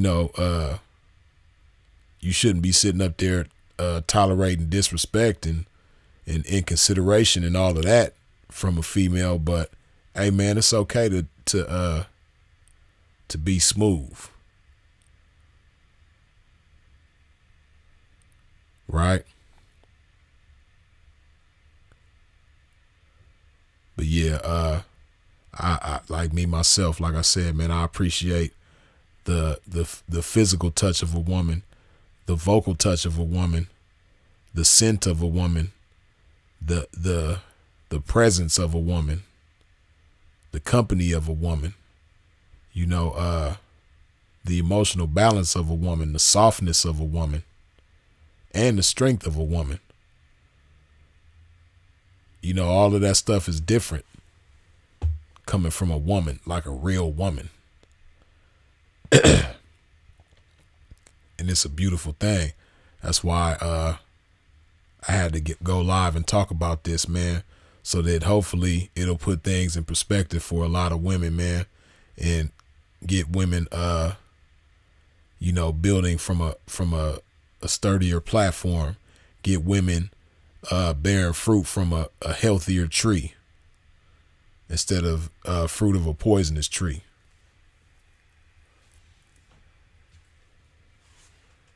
And allowing these things to help them be that GPS to their successful decision making, man. But you're gonna make a lot better decisions when you make that biggest decision, which is putting the right man in your life and being able to really identify the right kind of man in your life.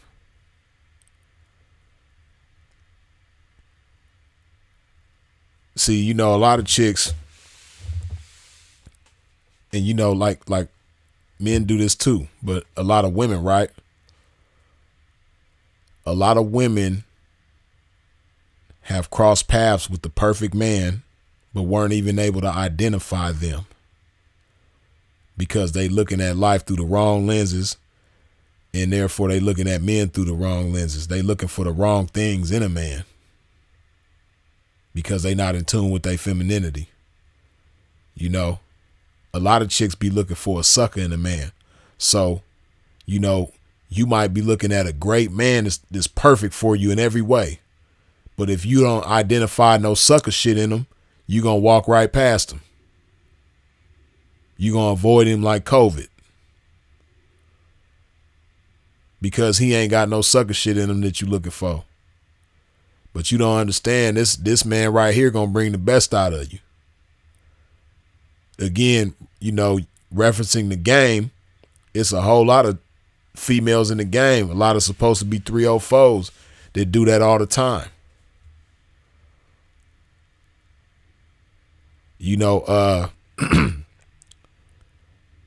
Got action at the perfect pimp for them.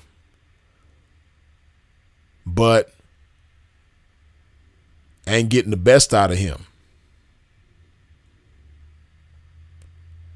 Hey, it's a beautiful thing as a woman when you know how to listen to your man, the right man, because see, when you know how to listen to your man, you're going to be able to identify the right things in him, and identify whether or not he's ideal for you to listen to. But when you a female and you know how to listen to your man,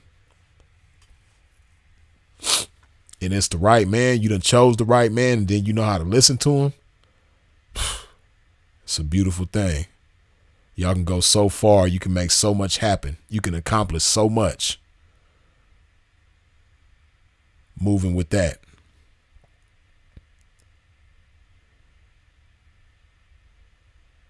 Because y'all amplify the greatness in each other when you have that about you, when you have the power, the strength to listen. See, a lot of chicks got that misconstrued.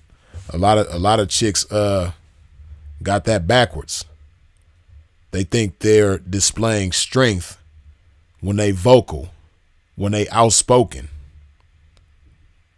And you got to understand it's a time and a place for everything. And if you just always vocal, always outspoken, and that's your strongest urge that you can't resist, is to be vocal and outspoken in every situation, at every time, it's some things being neglected. And you're not gonna be able to connect with the right man like that. You're not gonna be able to attract the right man like that.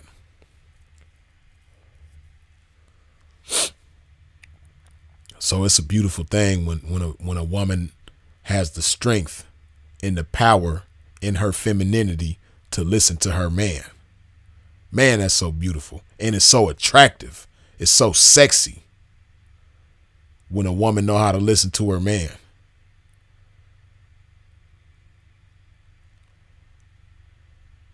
Again, that's that oxytocin that allows her to do that. And that serotonin that allows her to do that. And that dopamine that allows her to do that. See, because that reward chemical, right? See, it's imperative to think big. Like I say all the time, how you see is how you're going to be. If you see big, you're going to be big. You got to think big.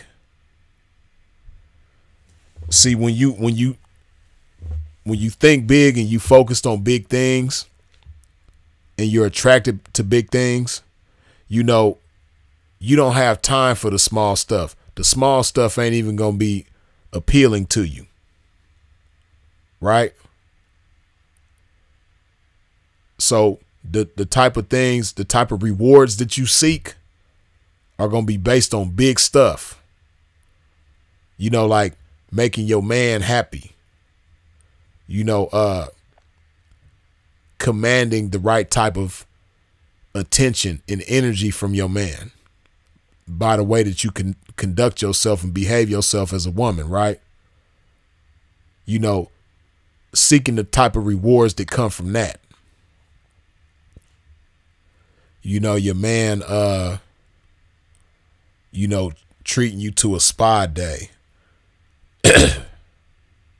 as a result of, the way y'all been vibing with one another and building with one another, right? Or him treating you to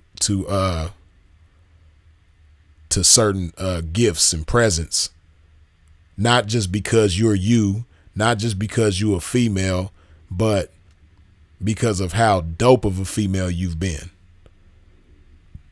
how great of a woman you've been to him. The dopamine hit that comes from that, from being rewarded for your behavior and not just being rewarded for your looks. It's a different thing, but it comes from, thinking big and having a big vision and being attracted to big things, having a big appetite. See, when you got a big appetite, you're not looking for snacks. You're not looking for hors d'oeuvres. You're looking for a meal. And that's how them notifications are. right? Could you imagine if your whole diet was Skittles? Could you imagine if your whole diet was Nerds? You get full on Nerds all the time. You getting full on M&Ms all the time. That's how you feel yourself. That's how you satisfy your hunger. Every time you go to satisfy your hunger, you doing it with Skittles and Nerds and M&Ms and all that type of stuff. That'd be crazy, right? That's how that social media is, though. But like I said, when you being a good woman, when you listening, when you building, when you playing your role, when you're able to identify your role and then play it to the best of your ability and you get rewarded for that. Yeah, that's that lobster and steak. You know, that's that salmon with that mashed potatoes and that asparagus. You know, that's that real meal. That's that true reward. Right? That's the type of rewards that you should be seeking. Not a bunch of Skittles and M&Ms and Nerds and stuff like that from people that you don't even know. People that don't know nothing about you. See, it's a different type of thing when you get rewarded, when your rewards have to do with, you know, the people that love you. Hold on just a second.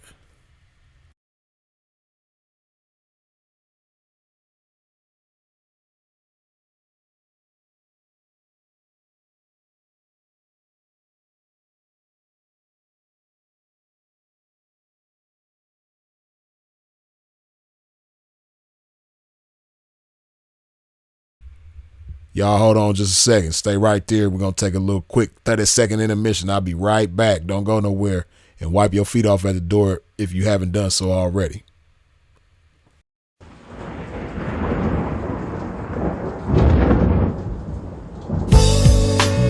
It's one of them joints right here, man, that you play when you feeling down on your ism ride.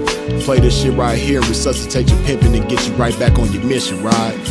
For you hoes, just that shit you play when you ain't feeling like super hoe today. You play this shit right here and to spark up your hoeing and get you right back going, you dig? Dig this.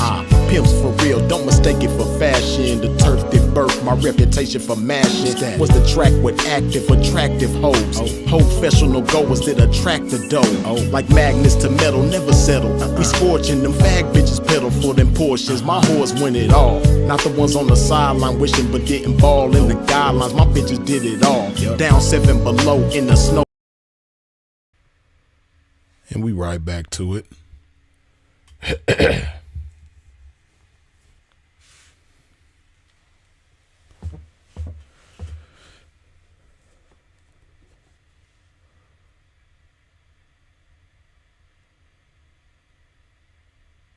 Yo, Freeze, they playing with your YouTube numbers. Yeah, I noticed that. But it's all good, though, because sometimes it'll be a video like this that'll go crazy. So it's all good, though. You know? Because y'all definitely wiping your feet off at the door. So I don't know if people aren't getting the notifications the way that they supposed to. I don't know what's going on, but it's all good though. You know, because you know it's gonna reach who it's supposed to reach. Ultimately.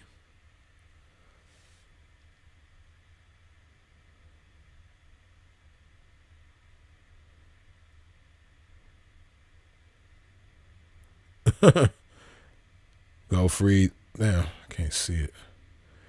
Go Freeze. I need you to do the high sign Campbell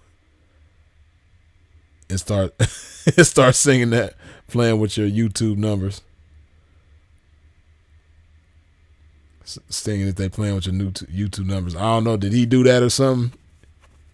He said they was playing with his numbers too. YouTube do that. You know. But one thing I know is that, you know, as long as you stay consistent on YouTube, it's all good. as long as you stay consistent and you don't be too controversial to the point where you offending large groups of people. You know what I mean? Like if you offending too many women, or if you offending too many people of a certain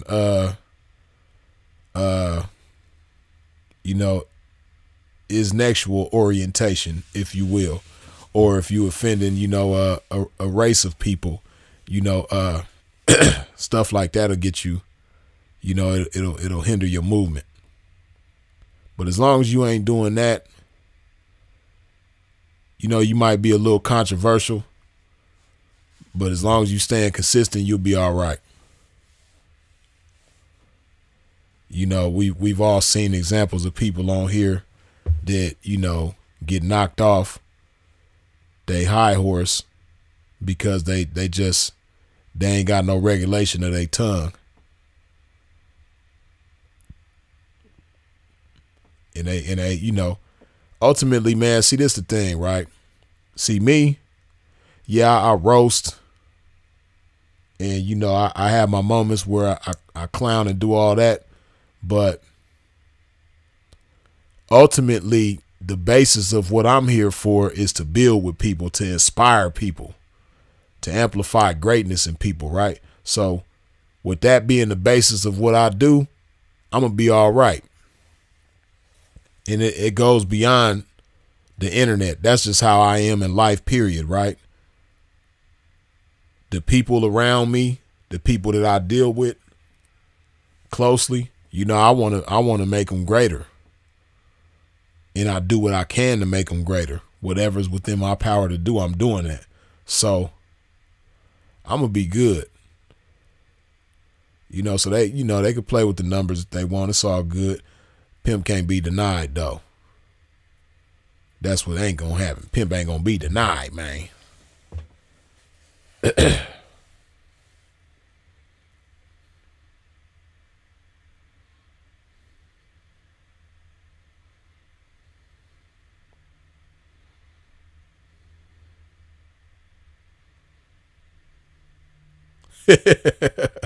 Eric Moore, man, you crazy. I can't even read that comment, you know what I mean? So that's the type of stuff that I'm talking about with YouTube, They get to tripping when you talk like that.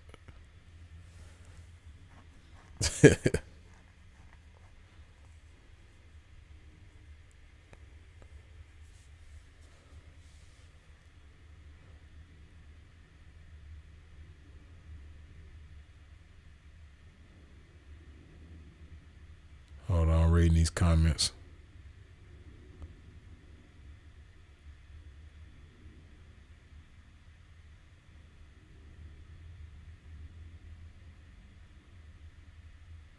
But yeah, man, ultimately to sum things up, ladies gotta understand what makes them beautiful, the essence of who and what they are, and what makes them powerful, and that's that femininity. And when you in tune with yourself as a woman, you in tune with your femininity, and you understand what it is to be a lady, not only are you gonna make better decisions, but you're gonna make better use of your time. You're gonna make better use of your energy. Your presence is gonna be better, and you're gonna add value wherever you go. Cause see, like I said, when it comes to all of this clout chasing and all of that type of stuff, it'll give chicks a false sense of importance. But think about what makes anybody important. Think about anybody that's really important. One thing all important people have in common is that they're important to more people than just themselves. They add value to the lives of more than just themselves, right? if you just really think about it. So also, if you think about this, it's a lot of chicks that, because they have a big following on social media and they got all these thirsty dudes in they DM and shit like that, they think they more important than what they are. They place a false sense of importance on themselves, but they don't add value to anybody's life. Not to their mama's life. If they got kids, they ain't adding value to their kids' life. They ain't got a man whose life they adding value to. But you're not really that important if the only person who benefits from their association with you is yourself. See, when you're really important, other people benefit by their association with you. Right? And as a woman, that happens when you're in tune with your femininity. You dig?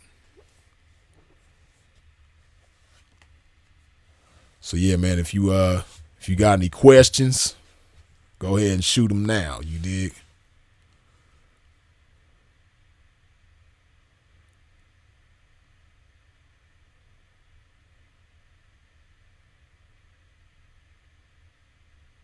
And it makes your game look good also.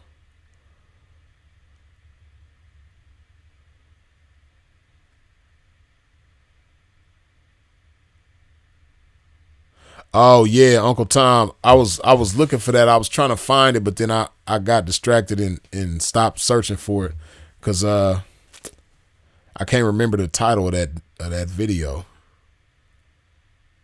But I'm gonna find it and put it in that bio. Yeah, the video with Ron Newt and Virgil. Yeah, I'm gonna find it and put it in that title for sure.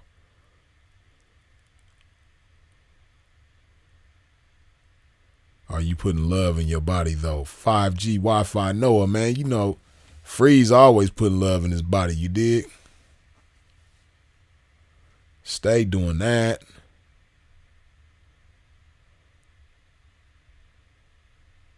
Ladies, don't be lazy. On the advice to my attorney.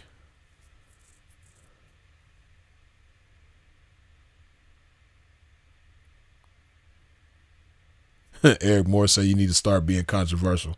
Yeah, I mean, it's cool to be controversial, and I can be controversial at times, but it's a fine line you got to walk when it comes to being controversial on YouTube and making it.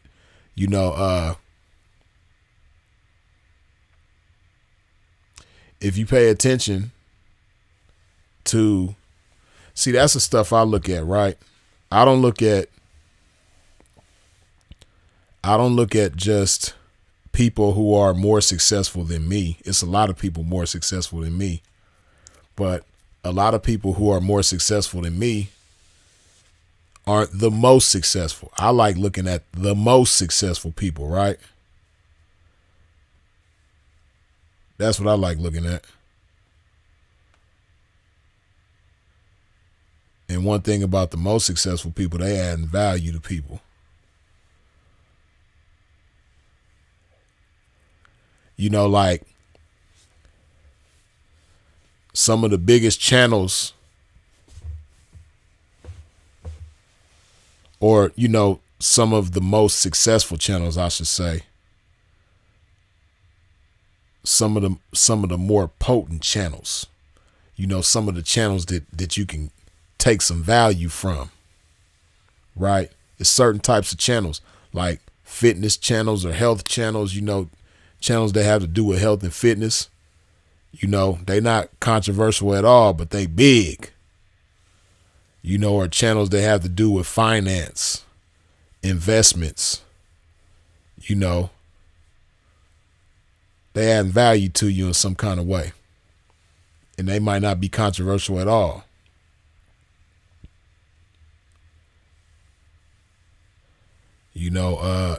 Instructional videos or tutorials and things like that.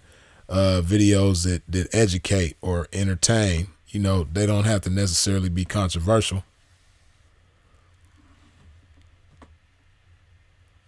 But me, myself, I'm going to be controversial at times just by nature, just me being who I am. because I don't just necessarily go with the flow, right? But I'm at the same time, I'm not going to be controversial just for the sake of being controversial. Bottom line, I'm going to be Freeze. I'm going to just be Freeze, and being Freeze, I'm going to be good. You dig?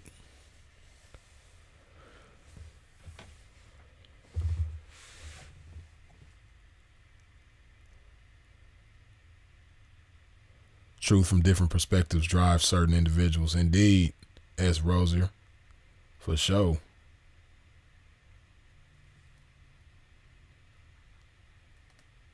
Yeah, and I'm proud of you, Freeze. No pun, big bro. For sure, Kalen Ward. Much appreciated. Send for the win, Freeze for the reach. Adam G, for sure. This your lane, Freeze. It's a slow grind. Father Divine, for sure, man. But like we say, slow motion beats no motion. You dig?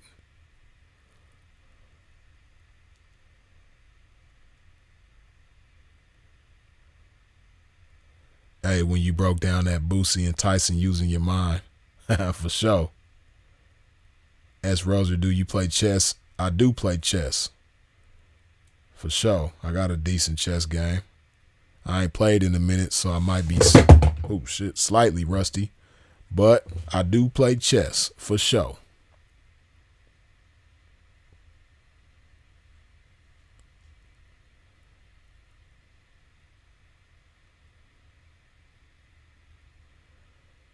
But yeah, man, I'm going to go ahead and wrap this thing on up, man.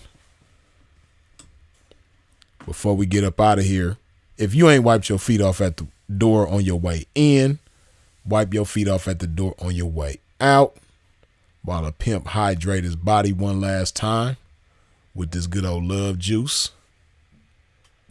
Let me see.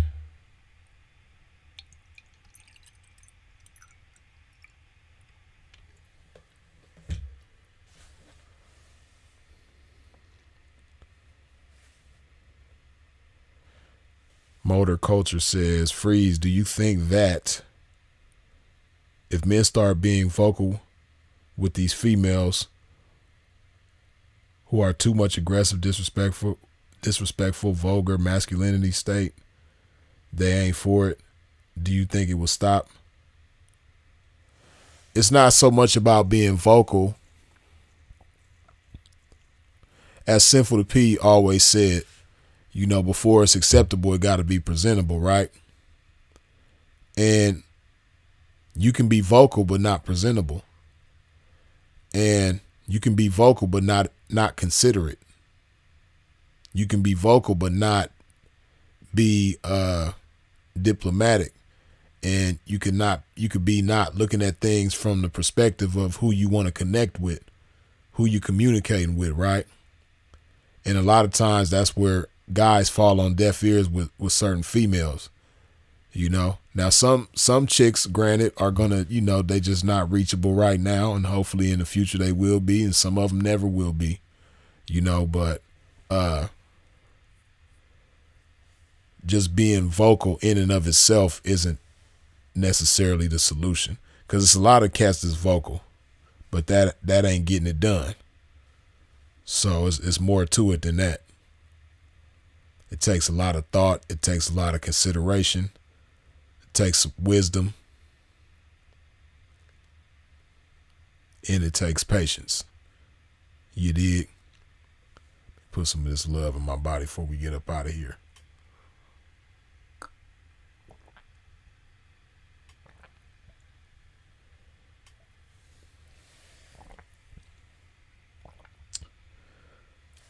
Man, as always, I appreciate y'all for tuning in and tapping in with a pimp. I appreciate you for sharing the video. I appreciate you for subscribing and hitting the bell when you subscribe. I appreciate all the super chats, the cash apps, the PayPals. I appreciate your support in every which way that you come with it, man. Y'all already know who it is and what it is. Freeze is it. If you out in traffic moving around, please do so in a safe fashion. And of course, as always, long live the incomparable Sinful to P. We out.